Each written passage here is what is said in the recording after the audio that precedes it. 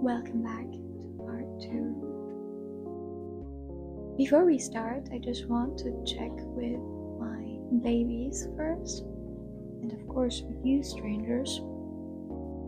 Don't feel a stranger. I mean, you are a stranger, I am a stranger, but don't feel a stranger. I hope that you had a good Sunday, that you slept good, you did something fun or not, whatever it is. But let's say I hope that you are feeling good in general. I feel that, by the way. So thank you if you are asking. And let's start talking about part 2. So yesterday I was talking about the mental and the emotional benefits of abstaining sex. And today I will be talking about the physical part. And of course I will be talking about the spiritual part, but I decided to leave it till the end, as they say. Last but not least, because it's like my area and I love it, and I am going to talk more when it comes to spirituality.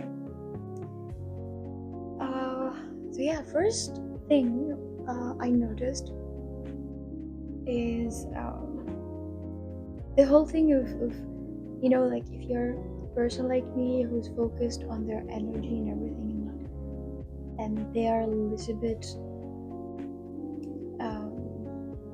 I don't know how to explain this, but for me, because I'm a very intuitive person, I get really irritated by others' energies, even if it's like someone close, in that case we are talking about sex and partners, or even if it's not a partner. So you are basically exchanging energy, so this is like awful. But yeah, again, wait, what did I say?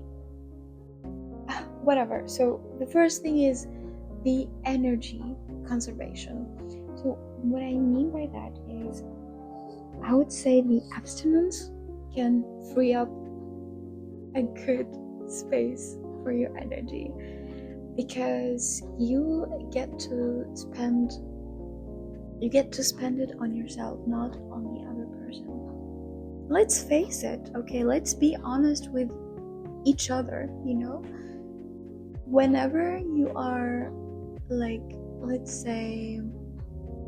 let's talk about if you are sleeping with someone, or if you're in the beginning or in the early stages of dating someone, or whatever it is, whether it's the right person or not, right? But once you sleep with them, especially if it was good, what are you going to do the next day? And I'm talking about from like woman emotional perspective. Also, of course, I know that a lot of men are the same, but like literally the next day, the most or the majority is like overthinking about this person, about the other person, and they're like fascinated by the other person. And when you are doing that, literally you are focusing on this person instead of yourself. So you're like creating a field of energy, of your own energy, to shift it toward this person. Now, all these things I will talk about it, of course, when it comes to the spiritual part, because I understand not everyone is spiritual, not everyone is going maybe to like this. But yeah, people are different, so that's fine. It doesn't mean that it's wrong or it's not.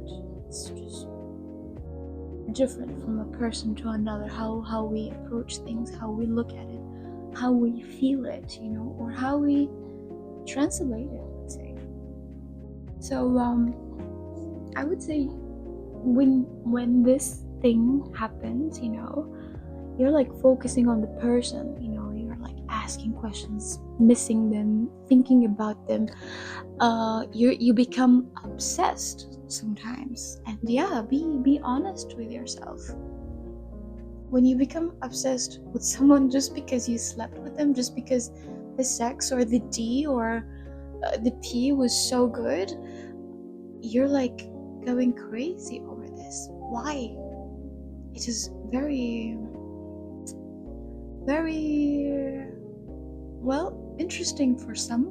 I'm not gonna say anything. Don't worry, I'm not taking this away from you. But like, I don't find it something healthy.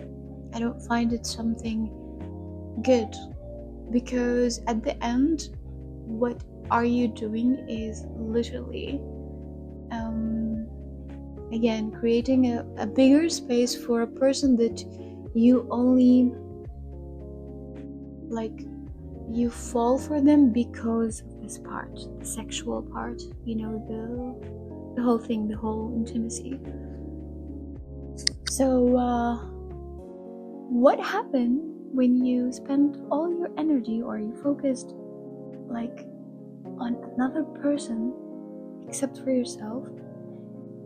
Your life is going to feel well, not horrible, but it's gonna feel like you're more stressed. You're like in your head when it comes to this person. You will be literally miserable and sad, and you will be thinking, he didn't call, she didn't call, I saw her with blah blah blah, but she ghosted me. So you will be literally obsessed over this. Is it really worth it? Is it just because of those couple of hours or minutes were good? I mean, yeah, I understand it's like, sex is beautiful, especially if it's with the right person, but that doesn't mean that you forget everything about yourself and just become obsessed with the other person. It's very wrong. Anyways, this is another topic. We will talk about it later. Wait, it's not another topic, it's another point, but I will leave it at the end, because again, it's connected to this spiritual part.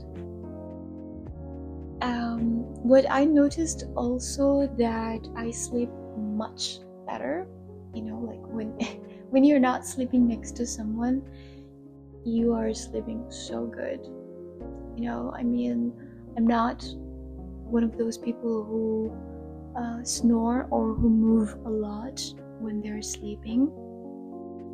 That's why I really don't like it if you know, the person that I'm in a relationship with is the opposite of me, you know. Like, this is exhausting. So can you imagine that you're like dating someone or living with someone or whatever, hooking up with someone, let's say, and every time you try to sleep, the other person is like basically annoying. I can't, you know, it's going to affect your sleep, and the next morning or the next day you're gonna feel awful, horrible. Because of what? Because you didn't sleep well, right? Imagine this happening for like a couple of months, you know, when some of people are in a situationship. Every weekend they're like hooking up or whatever. Every weekend. So basically every week you're like struggling with your sleeping or with your bedtime just because of sex. That's pathetic. I'm sorry, but not sorry, but that's really pathetic. And especially if you don't love the person. If you're just doing it just for fun, you know, there's like a lot of things you can have fun with. But yeah, whatever. Anyways, and of course, your hormones will be like literally balanced, I swear to you. And your body is going to recalibrate itself, which means that it's gonna regulate itself. I don't know how this works, but I believe in it, because again, as a spiritual person, I do believe that the body have the ability to heal itself from inside, when everything is connected together, like the mind with the heart, with the soul and the physical ace, they can heal each other sometimes. I believe in it. I'm not gonna say all the time, so no one go crazy on me, but it does, and I tried it, and yeah. So, by the way, speaking of that, you must always regulate your nerve system, like to avoid anxiety or panic attacks or stress in general. Like you have to do this, I would say, almost every day or every few couple of days. That's why I always tell you, like, take a minute, pause, and just reflect on everything. This is like one of the things that makes you regulate your nerve system. I don't know, just check it on TikTok. There's like a lot of people talk about it. I'm not the best to talk about regulating your nerve system, to be honest. Yeah, and of course, one of the benefits of not having sex or abstaining sex is the fewer risks when it comes to, you're not going to be worrying of getting pregnant or do they call it STIs or STDs, whatever it is, or any complications when it comes to, sexual activities. And can you imagine, I knew, let's say, a girl, she was in her early 20s, and yeah, she was like, she likes to have fun and everything, and she's like always searching for love, like desperately, which is like, it was crazy because the way that the people that she was going out with or dating, they were like really, I don't know, not really good to her, but that's another topic, I guess. But she got chlamydia from someone, and I don't know which one. And imagine, I guess all of them got the same thing. So that's actually disgusting, I mean, with all my respect to every person who likes to have fun and everything, but it is disgusting if you catch something. It means that you're not really a person who love and appreciate and see that your body is valuable to you, so that's why you catch things, because of the amount of the people that you sleep with around. And this is not something you should be proud of, by the way, but that's another topic also, and I don't care about it. Again, I'm talking about the benefits of not having sex for a certain period of time. And yeah, I would say maybe like the last thing is, many people become more in tune with their body and with their cycles when sex isn't the focus. You will be like noticing how your body works. I swear to you, you will notice how your organs work normally. Or you'll ask me how. I would say, well, first of all, check out your skin, check out your bloating thing, check out down there. If you're having some sort of issues, then yeah, it is. And of course, when you're like not seeking the validation of other person, that's why there's another person from the first place. So you won't be having those issues. Maybe some of you know what I'm talking about when it comes to the stomach issues, like at some point I feel like I have like a permanent stomachache, but that was wrong. I was really wrong. It wasn't. Actually, the problem or the issue was from the person that I was with, because it wasn't the right person for me. But I was like in a constant pain every single day. Like the whole relationship. That's not normal. Can you imagine the suffering I was suffering? And I normalized that, and that's wrong. I shouldn't, and you should not normalize any type of pain or any type of is it ache, like stomachache, something like that. Any type of pain or any type of disease, whatever it is, just because you are with someone for sex or for the D. It's crazy. And also another thing, if your partner brings you some kind of stuff like that, you are cooked and you need to leave. Really, you need to leave them. Because if a person doesn't care for their own health or their own hygiene, they will never care for yours. So yeah, at the end, it's up to you, my baby. Now, I talked a lot today, I know, but guess what? I will talk more when it comes to the spiritual part.